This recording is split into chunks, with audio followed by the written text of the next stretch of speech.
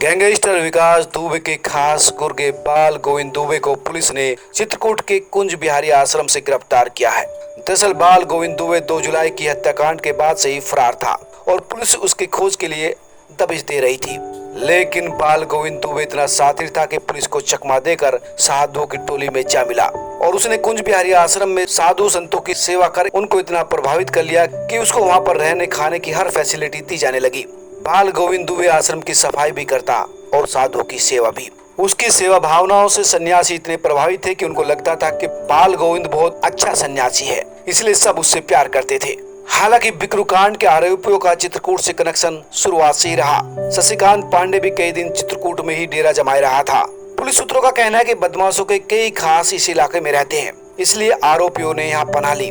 और बाल गोविंद दुबे भी चित्रकूट कैसे पहुंचा और इस आश्रम में किसने रखा, ये भी जांच का विषय है। बाल गोविंद ने पास के ही बाजार से भगवा गमछा और कपड़े खरीद कर साधु का वेश धरा था और इसके बाद ही वो आश्रम पहुंचा था।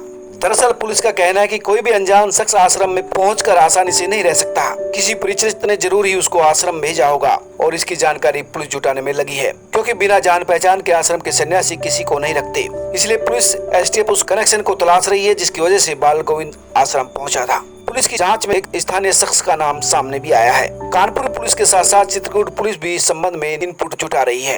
एसटीएफ और पुलिस का मूवमेंट शुरू से ही चित्रकूट की तरफ रहा है। शशिकांत के पकड़े जाने के बाद एसटीएफ ने वहां डेरा जमा लिया था और शायद बाल गोविंद को भी शक हो गया था कि वो पकड़ा जाएगा। पूछताछ में उसने पुलिस को बताया कि वह जल्द ही मध्य प्रदेश भागने वाला था। ग्वालियर, उज्जैन और किसी अन्य धार्मिक स्थल पर शरण लेना चाहता था, लेकिन इससे पहले ही पुलिस ने उसको पकड़ लिया। दरअसल वारदात के बाद से बाल गोविंद मोबाइल का इस्तेमाल नहीं कर रहा था। वह अपने परिचितों या परिवार वालों से राह चलते लोगों के मोबाइल के जरिए ही बातचीत करता था।